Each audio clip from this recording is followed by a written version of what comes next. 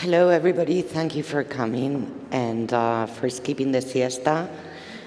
It is with great pleasure that I'm here today with Rebecca Makkai, who's the author of Los Optimistas, The Great Believers. So we're going to start off with Rebecca reading, but before she reads a short extract of the novel, I want to thank Rosa, and I want to thank Patricia, and I want to congratulate them for this wonderful international literary festival, the first one that's being held in Madrid. So Rebecca? Yes, thank you. It's wonderful to be here, and thank you for being here with me. I will say I get to go to a lot of literary festivals, and I know how much planning and work it takes to make them happen, and especially I know this one was delayed, so it is so wonderful that this exists, and hopefully will grow and grow each year. So I am going to read to you actually from right in the middle of the book, and I'm reading from the very brightly colored American paperback here. I'm going to read to you a section. Most of The Great Believers is set in the 1980s in Chicago, right at the early height of the American AIDS epidemic. But every other chapter, and they're much shorter chapters, is set in Paris in 2015. There's a woman named Fiona whose brother died. Her brother's funeral actually starts the book, and she lost a lot of other friends as well. And when we meet her in Paris in 2015, she's now in her 50s. She was in her 20s when we first met her. And she's, the thing you need to know before I read this section, she's staying with a friend from back in the day. He has some photo albums on his shelf, but she wasn't quite ready to look at them at first. And then you need to know that her job as an adult is that she works in a resale shop that the proceeds benefit housing for AIDS, and that's important here. There were probably 20 albums on the shelf, a fact Fiona hadn't absorbed that first day. Rows of black leather, brown leather, colored canvas, boxes full of slides as well, but she wouldn't mess with those.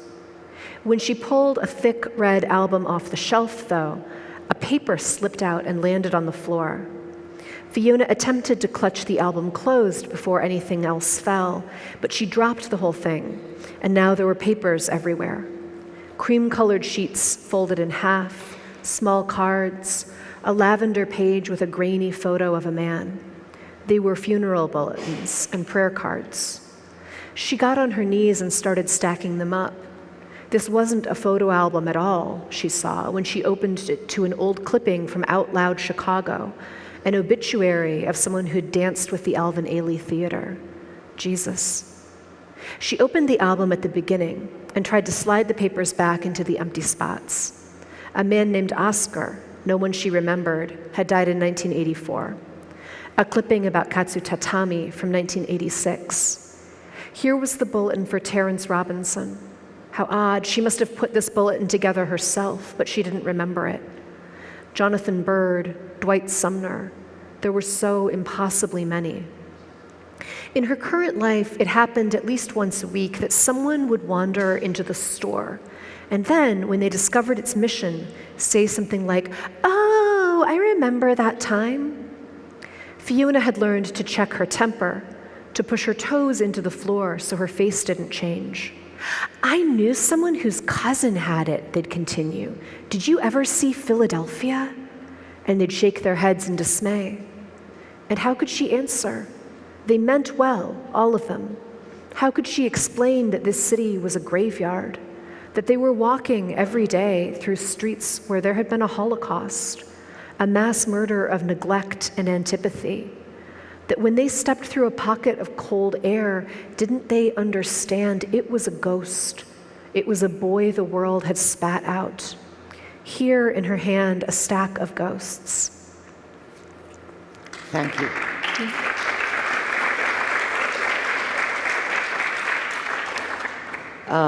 So this extract that Rebecca read talks about AIDS, and it's one of the central topics in the novel. So the novel starts out in a funeral of this young man, Nico, who's the brother of Fiona, and who's died of AIDS, and all of the friends really get together. So the novel came out in 2018, right? And 2 years after, we all got under lockdown with COVID.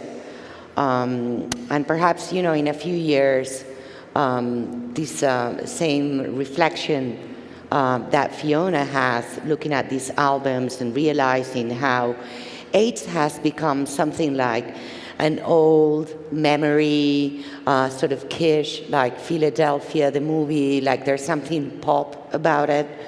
The same thing might happen with COVID. This is a book about survival too.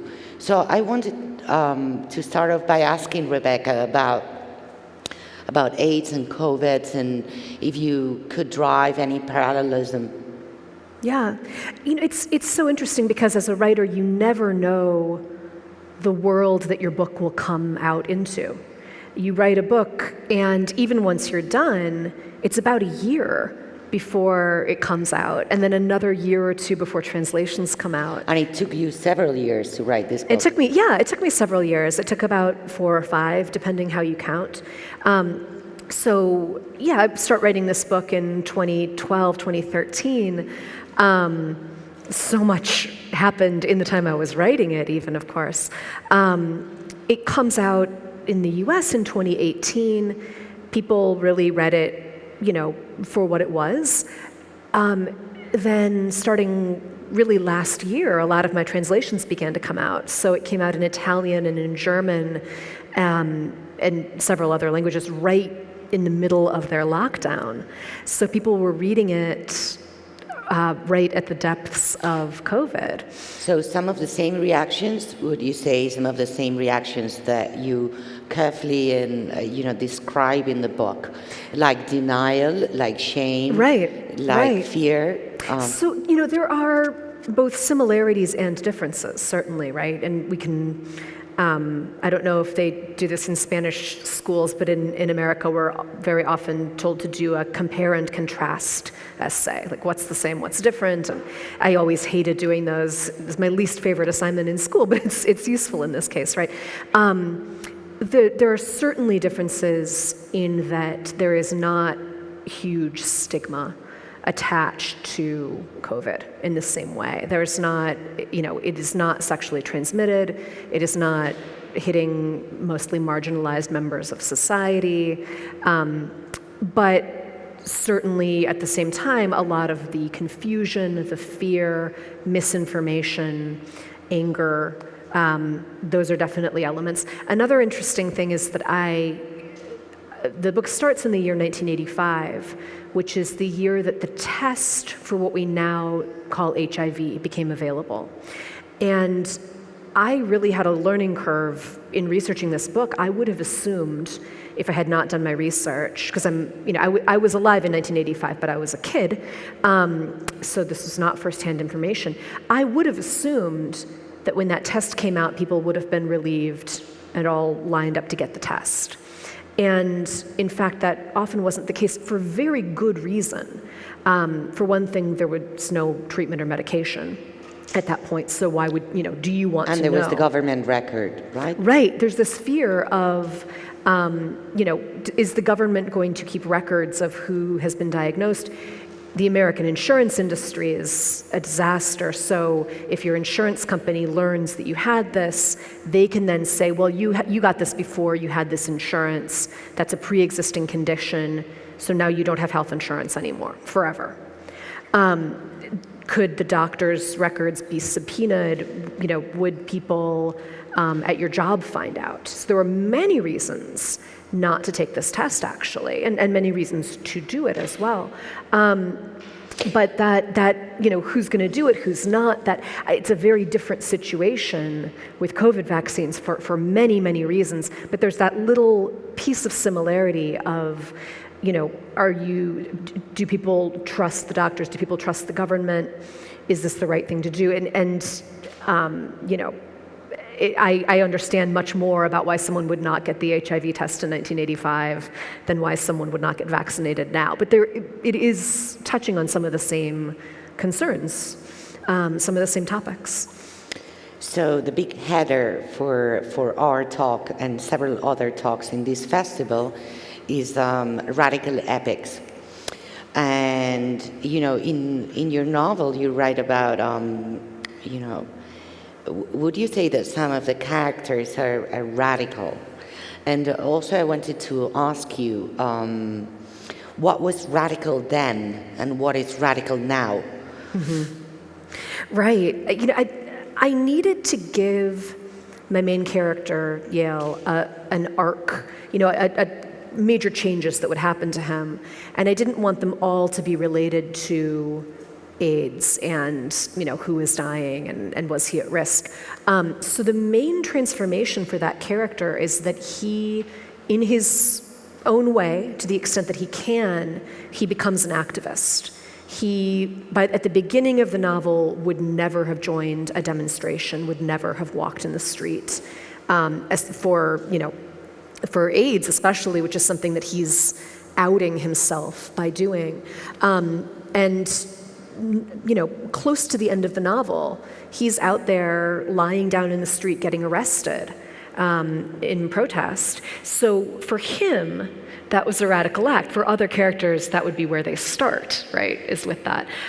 So I'm certainly writing about people who, whether out of desperation or because it was their personality, were willing to take tremendous risk to get out there. And were outlaws to a certain extent and sort of, in a weird, funny way, celebrated being in the margins, right? Yeah. So many of the people that I interviewed, and I interviewed a lot of people for the book, a lot of them talked about really not having been political. They were young, and they were in the city having fun, not really being very political people until AIDS came along. And it radicalized them. The government's horrible response to AIDS radicalized them. And they were out there fighting for their lives and their friends' lives. Other people, had that inclination and that skill set all along, and then applied it to this. But it was, when you're looking at really interesting moments in history, and for me as a novelist, when I'm looking at really pivotal moments in someone's life, people don't tend to change all on their own. People change in reaction to things. And you take something like this, and not everyone changes in the same way. And there are some characters in the book who, shut down or react very badly or have self-destructive behavior. Others who get out there and fight are radicalized. It was important for me that I give the variety of those responses. You have this big force coming in. How do different people respond and why? And what's radical today? Is it the anti-vax movement? Is the radical, is radicalism coming from the right and no longer from the left?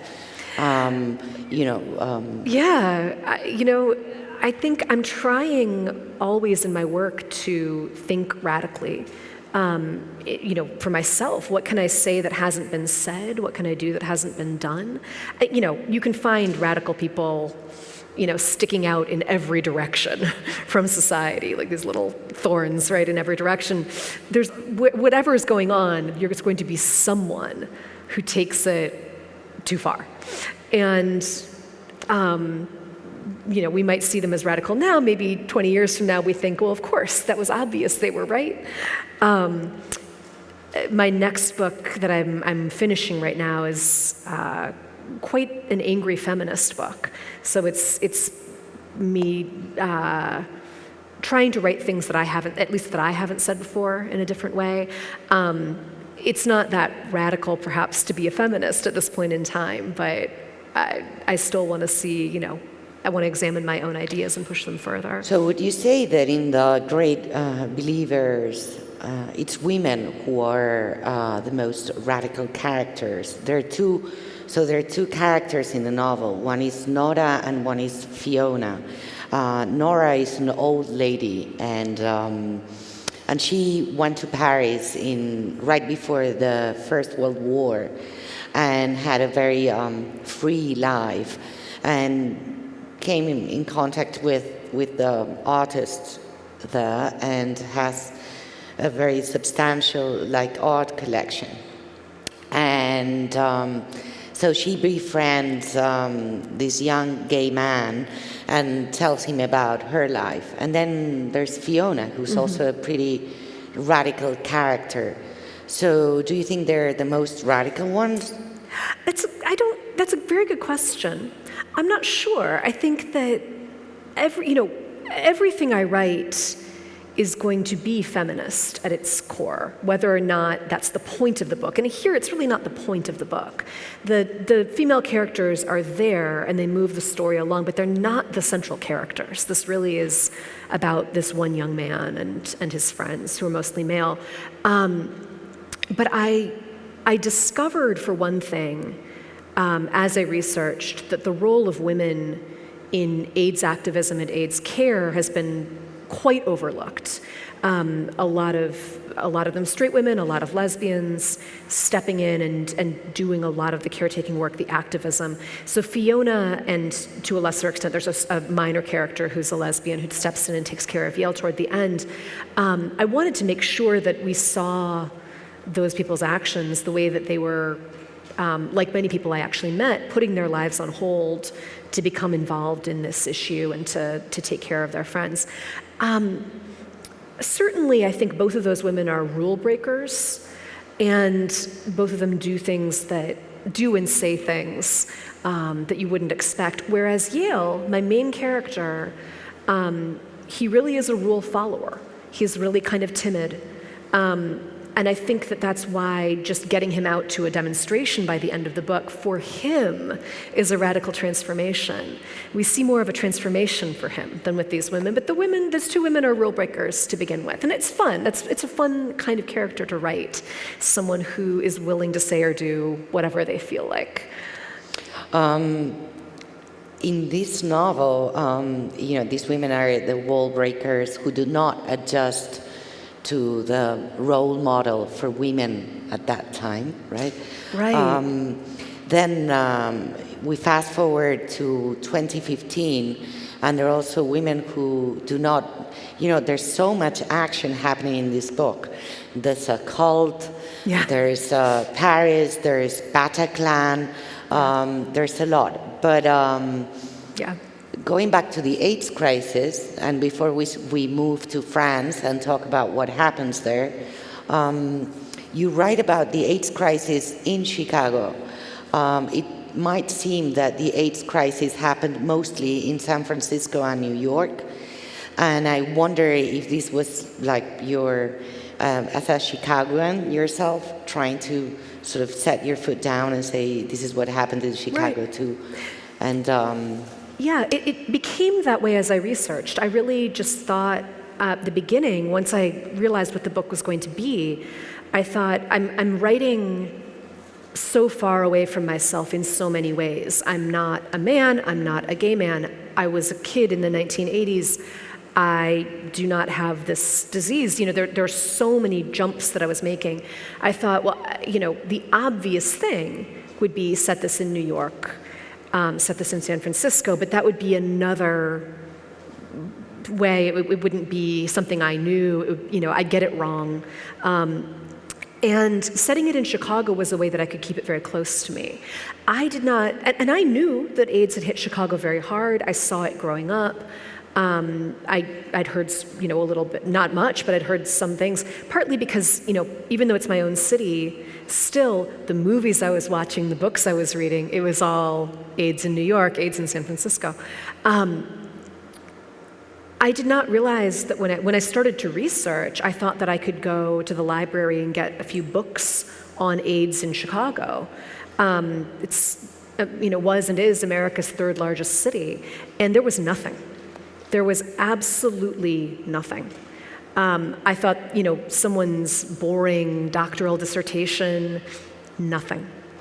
I had to go into newspaper archives right away, which was useful. They're, gay weekly newspapers. I was able to find a few things online, and then I just started interviewing people because I knew I was going to have to anyway, and there was nothing else. So the fact that there was nothing energized me, I think, to feel like, well, what the hell? Why are these stories not out there? And these details then that I'm finding when I interview people, when I go through these archives, I want everyone to know about them. I want to get this all into the book. You have to know this, and especially people who live in Chicago and walk down these streets every day and don't understand what happened here. And that's the reaction I've gotten from a lot of people in Chicago. Most of them, younger, go, I've lived in this city this whole time and I didn't know any of this history. And sometimes from older people saying, I was living in the suburbs, I was raising my kids, and I had no idea this was going on. So I felt that energy of people not knowing this and needing to know it as I was writing.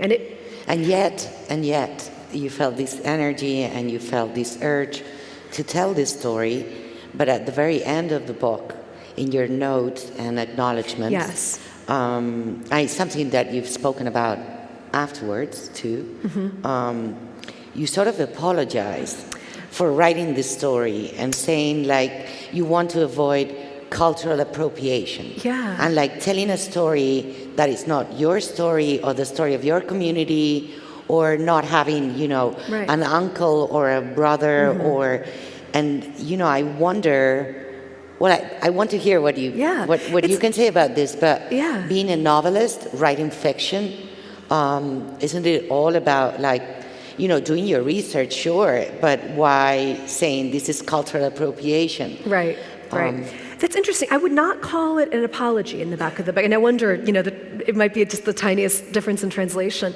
But what I say in the author's note is that I was very aware of the line, or tried to be very aware of the line between allyship and appropriation, and that line might look different to different people. That there will be people who go, well, I don't want to read a novel from someone who wasn't there, I want to read nonfiction.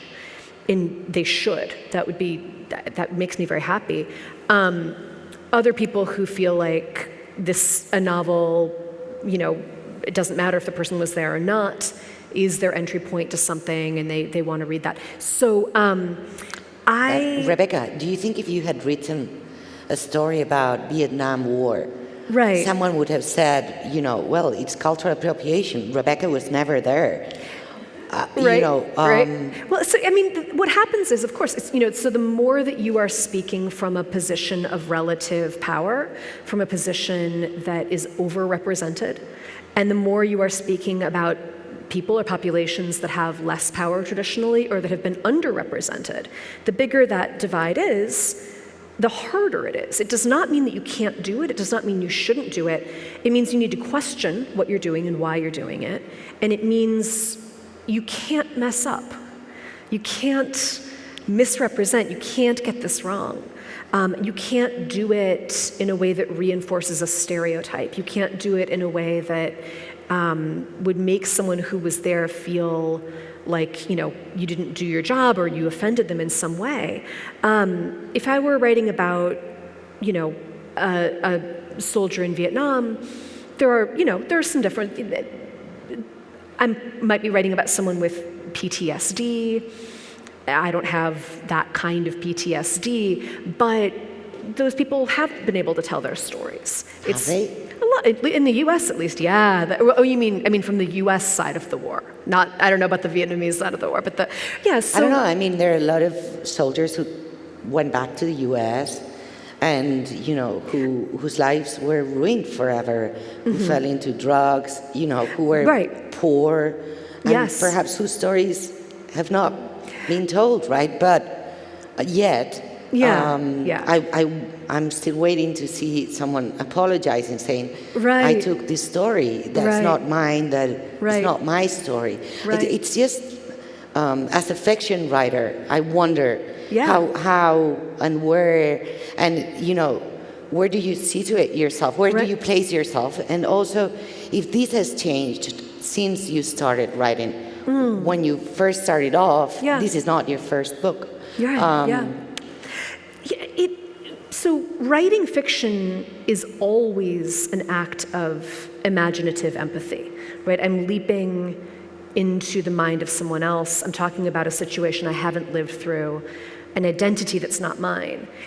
It would be bizarre to try to fill a book with characters exactly like you, demographically, emotionally, right? Everyone in my book is a 43-year-old white woman. So you're going to be writing across difference, as we say, regardless, right? You're going to be doing that with gender. You're going to be doing that with race, ethnicity. In some cases with a minor character, in some cases with a major character. And I can't be afraid of doing that. There are certainly plenty of times when I would feel like I don't have a connection to that story. I don't have a compelling reason to be telling that story. With The Great Believers, this, for one thing, it's about many different things, as you pointed out. I do have a straight woman, as one of my point of view characters. It is about my city. So there were enough things. And then I do have very strong connections to the gay community. I have, it doesn't mean that I'm automatically able to write about it, but I have many, many, many friends who either lived through this or are my age and grew up in the shadow of it, right? Whereas if I start looking at, what does an Inuit woman living in Alaska go through, I'd be fascinated to read it, but I don't have enough connection to be the person to write it, right? So this is probably the farthest away I'll ever write from my own lived experience, but in many ways, Yale is very close to me as a person. It's very similar to me as a person, right? So it's hard to say which is more work, necessarily. But as a writer, I need to be willing constantly to make those leaps and to do the work that can get me there. It's not just sitting down and going, what do I think it might have felt like? I'm going to decide, but actually interviewing people, actually doing the reading, letting those people read the book before it went to my editor, all of that work. Sometimes it's going to be more of that. Sometimes it's going to be less because I'm a little bit more familiar, a little bit more confident, a little bit less worried about representing someone who doesn't have as much of a voice. And sometimes it'll be this much work. At the end of the day, it's your book. You make the decision. So, what was the reception of the book? I mean, by the gay community and by... Yeah, I could not have been happier with the reception. It won a lot of prizes in the U.S., which is always very nice. It's still selling very well. In terms of the question you just asked me, which is I think what you mean, my strongest reception has been from the gay community, and specifically from people who lived through this. Those are the people who will come up to me, and want to hug me at readings or show me pictures or stay in touch with me. So that, is better than I could have hoped for, because of course those were the readers that I was the most nervous about. Will they feel that I got it wrong, something like that? But what's happened, I'm so grateful that this is what's happened. I get asked all the time by an older gay man to sign the book to a younger gay friend. And he'll say something like, he wasn't there, he doesn't know what happened, so I need him to read this book so he understands. And that's not a position I was ever trying to put myself in particularly. I'm trying to tell, I'm not trying to represent a moment in time, I'm trying to tell a story of these few characters. But that's been, far and away better than I could have dreamed. So it's a very classic novel, and there's a lot of plots. That's a broad cast of characters. It also encompasses 30 years. In a way, it's a very classic novel. Yeah. So. Yeah, Yeah, I can speak to that. Wondering about, did you think that this story needed like a sort of a classic frame to be told, and are you a believer in the novel? Yeah, As a I definitely form? believe in the novel. Do you think that the yes. novel can be radical? Yes. That a classic novel, Yeah. because perhaps, Right. So my first two novels were much more experimental in form. My second novel is told backwards in time. My first novel has these like fake children's books mixed in. I'm normally really like to play with form. This book, it goes back and forth in time, but that's a fairly standard move. It really felt to me like I didn't want to mess around with other elements of telling. I didn't want to try to be clever. I wanted to go in and tell this story, and it is a saga. As you said, it covers a lot of time. I was visiting my own university that I graduated from to talk about this book, and a professor, an English professor, someone I'd known as a student but never studied with, and he very excitedly, because he taught the Victorian novel, which wasn't something that I enjoy Victorian novels, but it wasn't my area of study. It was teaching the big British, Dickens and things. And he very excitedly explained to me that I had written a Victorian novel. And I said, I took some convincing, but he said, no, he said, there's always, there's very often something about a contested will, which there is in this book. There's this big cast of characters. There's, betrayal. There are misunderstandings. And he talked me through how I'd written a Victorian novel, and I was completely convinced by the end of it. It made me very happy. Do you think that it's the model that that's still best suited to tell these forgotten stories? I mean, at any point did you think, okay, I'm going to do an oral history of AIDS in Chicago. I'm going to do a big essay about it, or right. Well, I'm a novelist, and I went in writing a novel. But interestingly, I did do an oral history. There's a Chicago magazine is just our big glossy magazine in Chicago. I write towards the end of this book about this big demonstration that Yale joins. It happened in April of 1990, and it was a national ACT UP demonstration in Chicago. So I realized it was going to be the 30th anniversary of that demonstration, and so I did an oral history for the magazine. Went back to a lot of my sources. So I loved doing it. I had that experience as well. But no, I really, it's not that, you have to understand with this book, it's not that I was going, I want to represent AIDS in Chicago, what is the best form for that? Instead, I set out to write a novel, and I had these characters. But you set out to write this novel, and the story that you were writing was about Nora. Yes. This very old woman. So yes. Tell us all about Nora. So, right. This is, the novel started with, I was in New York City. I was visiting my agent, my literary agent, and I was in a cab outside her house, and I saw, this has nothing to do with the book, but I saw this very tall, beautiful woman with a shaved head and just ebony skin, and she had all this dress blowing, and I thought she looked like a model. I don't know if she was, but I started thinking about models, and I started thinking about artists' models back in the 1920s, around World War I, and I decided that what I wanted to do was write a novel about a woman who had been an artist's model in Paris in the age of the Art Academy. Everyone was coming to Paris from everywhere, and this was going to be my next novel. And I decided that I wanted and her... that took you to the AIDS crisis. Well, what happened was, I decided I wanted her looking back from later in her life, and she couldn't have lived much past the 1980s, just mathematically. So I figured, okay, now I have this woman, she's an old woman in the 1980s, she needs someone to tell her stories to, and it should be someone in the art world.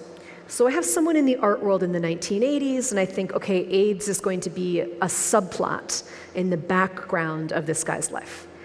And you start working on the book and you start thinking and researching, and I do about a year of thinking before I write anything.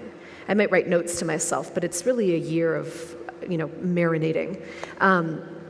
And in that time, it really became Yale's story. She was still going to be almost half the book, and then in the writing she got to be less and less.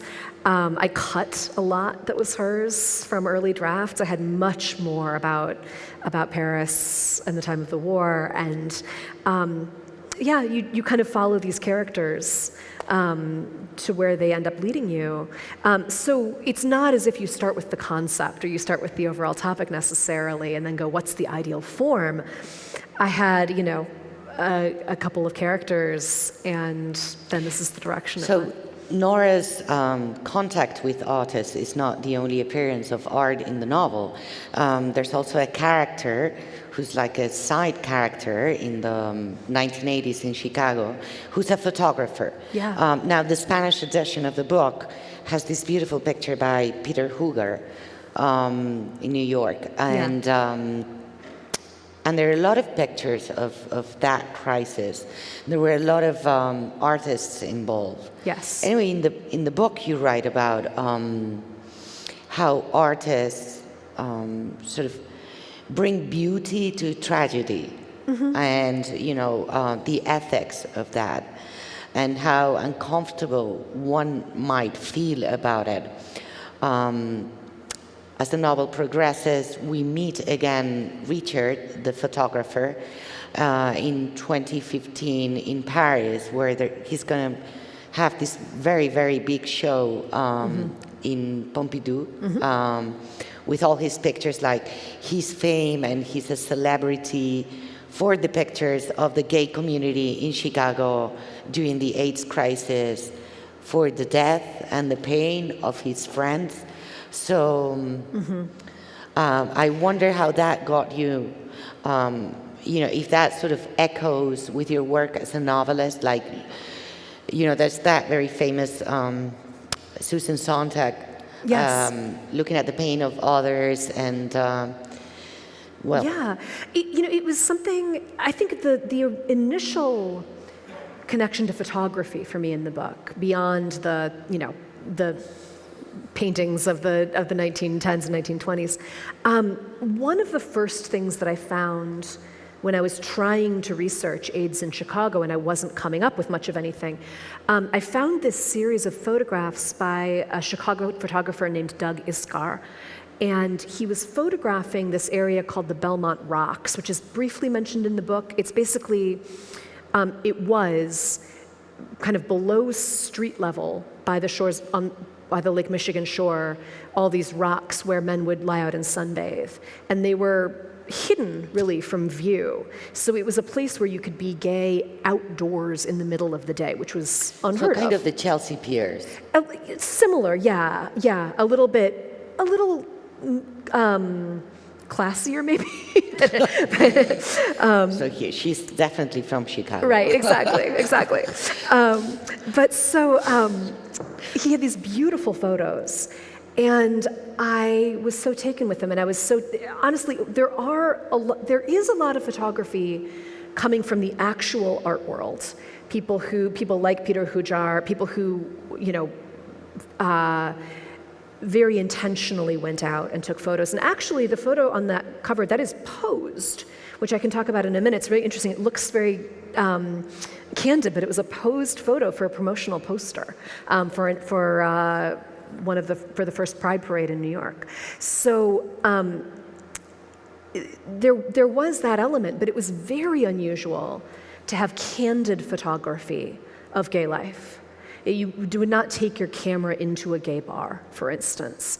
And the fact that this guy was getting away with photographing men sunbathing on these rocks in this clearly gay spot, and I just had this question of how did he get, how did they give him permission? They clearly did. They're often smiling for him. What was his relationship to those men sunbathing? How would one be both a member of that group and a chronicler of it? And this character, Richard, was born out of that question.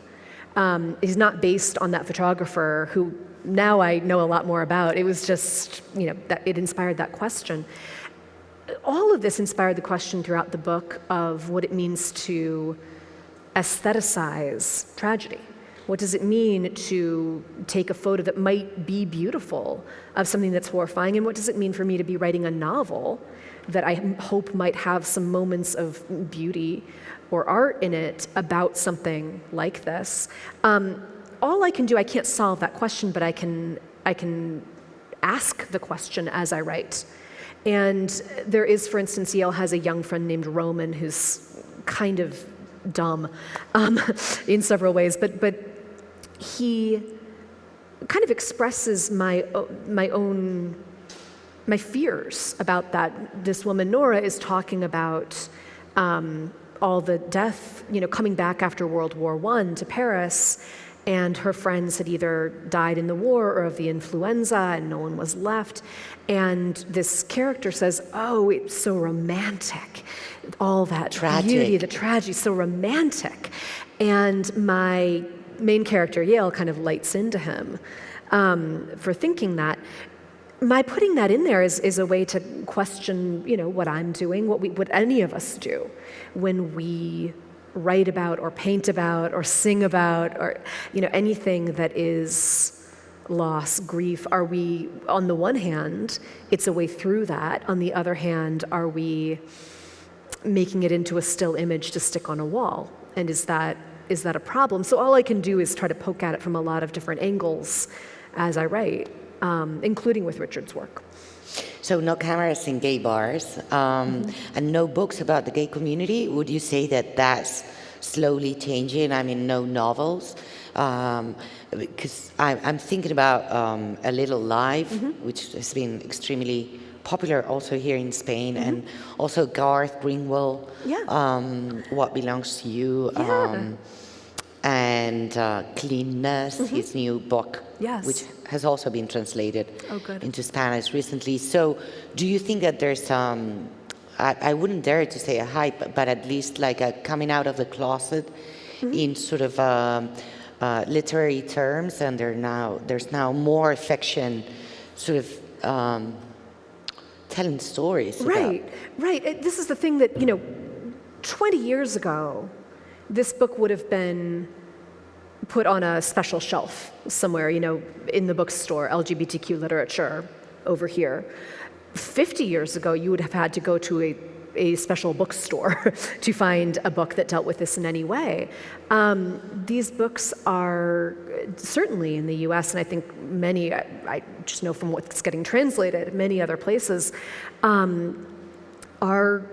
there is an audience for them, and that audience is not limited to the LGBTQ community. People are, your aunt's book club is willing to read something like this.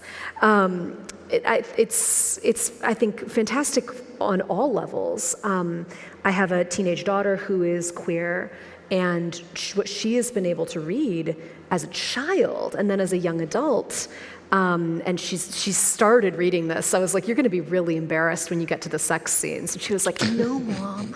So, but she's been able hard to write? Sex scenes? Well, now that I know my kids are going to read them, it's terrifying. Fiona at one point says that sex is a weapon, right? Yes. Also, as a writer, do you feel that sex is a weapon, or is it? I think it's something. There's a really interesting decision. Do you include this, and how much do you include, right? So Garth Greenwell is, able to go much farther than I am. I actually saw him give a public reading from Cleanness before it was out to an audience that did not know what to expect, and a few squeamish people left, and the rest of us loved it. I was accused in a friendly way by an editor on my previous novel of always fading to black on sex scenes. People kind of fall into bed and then the next morning. And I didn't want to do that this time, partly because it had been, I'd been called out on it, but also because I don't want to be shying away from gay sex as a straight woman writing this novel in a book about, I need to show some things. I also didn't want to dwell on it to an uncomfortable extent. And there is straight sex in this book and there is gay sex in this book. Neither one, I've read certainly pieces that are chapters or sections in novels where there's a sex scene that is beautiful, that is clearly meant to be erotic in some way. And then there are sex scenes that are much more about character, or they're much more utilitarian to the plot of the novel, which is what I was doing here.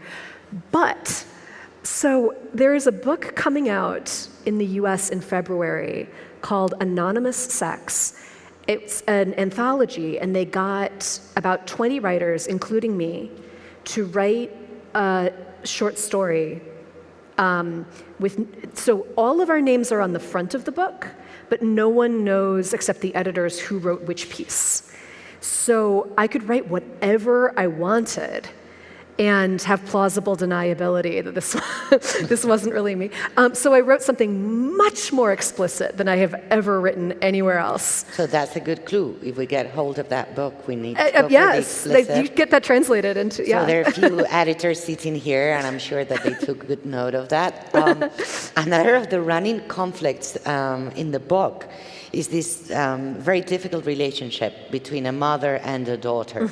A strange daughter that sort of breaks, any contact with her mother, and the mother is Fiona, and Fiona makes her way to Paris to try to find her daughter, who had joined a cult. Yeah. So there's the cult, there's the There's mother, a lot there's the gay in this community, book. there's Chicago, there's the 1920s in Paris. Yeah. I mean, Fiona, at some point you say, okay, it's enough, I cannot bring this story also into the novel, or do you always sort of put the furniture around the room and sort of make the room bigger? Or Right. I did not want to write a book that was laser focused on AIDS for several reasons. One of them was, I would really be concerned then about my role as an author in all of that. I'm much more comfortable writing a book with many elements, and this is one of them. More specifically, though, I was, the way that AIDS affects people and affected people in the 80s was not as the only thing going on in your life. Right? People had careers and love lives and all these other, and families and, parents at the same time that they were dealing with. And I wanted to get that texture, that realism in there of the chaos of actual life and the way that chaos comes at you. So it needed to be thematically related. And for me, the question of family, both, biological family and chosen family, was always a big theme of the book. So Fiona's relationship with her daughter, the daughter joining a cult that is a chosen family. It's just not the wonderful kind that we talk about usually when we say chosen family. So all of those things I wanted in the same echo chamber together, speaking to each other. But, and I think it would have been a tidier book to focus in exclusively on AIDS and on this one person. I feel like it would have been maybe more than like a movie and less like a novel, and what I wanted the novel to be, which was expansive with the texture, the messy texture of real life. And so because it's 2015 and it's in Paris, there's the Bataclan attack too. Yeah. So we don't skip that. No, I just had to fit one more. Well, here's So how did the Bataclan attack make its way into the novel? What happened was I was writing about Paris the fall of 2015 in the fall of 2015. I was not in Paris, I was in Chicago, but I was staying at a residency for artists. I stay for like 3 weeks and just work every day, all day. So my head was very much in Paris, and every day I had Google Street View open and I was walking, through the streets, and I've spent enough time in Paris that I felt very immersed in Paris. And I thought, I'm gonna write, every day here, I'll write one day for Fiona in the fall of 2015. And then the Bataclan attack happened. And I didn't know what to do with that at first. It kind of stopped my writing. I decided to work on some other sections for a while. My initial response was I need to move Fiona in time. I need to put her earlier or later.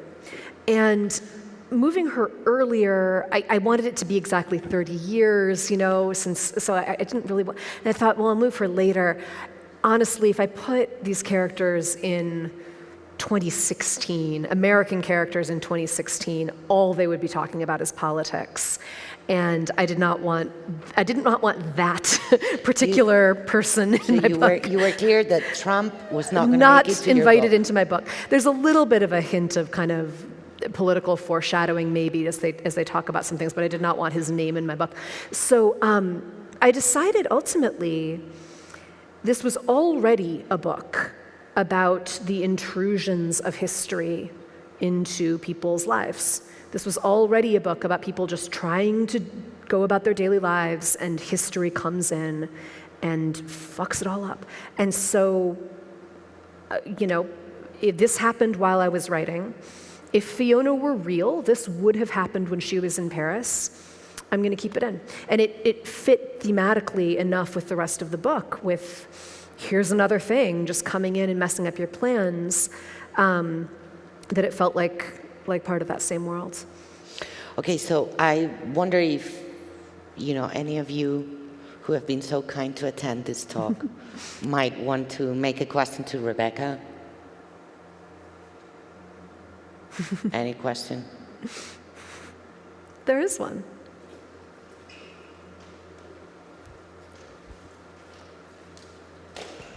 Hi. Thinking about the Spanish translation of the title of your novel, which of course literally is The Optimist, and maybe thinking a little bit about other very well-known pieces of LGBTQ media. Principally, I'm thinking about sort of A Little Life and maybe something like Paris is Burning, which are works that are quite understandably very bleak. I'm sort of curious if you think that as a novelist you have maybe a kind of obligation to offer a certain amount of optimism to the reader, or if you ever thought that in documenting the lives of the people who lived through this period of history, that doing so would maybe be dishonest to their experience. I'm not quite sure I heard everything you said. So the obligation I have to the people who lived through this. No. So I'm saying, do you think that as a writer you have maybe an obligation to your readers, to your audience, to offer them some sort of optimism in the face of everything that is terrible, or do you think that doing so in some cases is dishonest to the experience of the real people? Yeah, thank you. I really appreciate it. So the title in English, The Great Believers, comes from, and I think they've translated it similarly and said, I found a quote from F. Scott Fitzgerald, the American writer, talking about his generation and saying we were the great believers, which this is the generation that I've always known as the lost generation, right? Yeah. So that I thought that was odd, but he was talking about them before the war, that great sense of optimism they had that was then shattered by the war and all that loss. And I felt like the parallels there were really interesting. And I latched onto that title. I felt then, and this was really in the early stages of writing, I felt like, I need to justify that title. I need to ask the question, if I'm going to use this title, I need to ask what these people believe in, and for better, for worse. And I also need to not make it sound like, and everything was fine in the end, right? I think that in English, it's a bit more double-edged. You can be a believer in something and be wrong. Belief is not always, I think los optimistas it's similarly in French it's les optimistes. There have been several, in German I think is similar. I like it too because you can be an optimist and be wrong, and I think it's the best translation for sure. But I think I do think it still asks that question of the characters of, okay, if they are optimists, if they are always looking for what's good, clearly, things go wrong. What I've told people all along as they've asked about the book is it is sad but not depressing. That, ultimately, it is a tragedy, and I've written it like a tragedy. But there is enough hope within the world of the book, and that comes really directly from the people I interviewed. That's not me kind of inflicting some sunny view of my own onto this world, but all of the people I interviewed, and of course they're all survivors, so make of that what you will, they all talked so much about the joy and beauty that were happening at that time.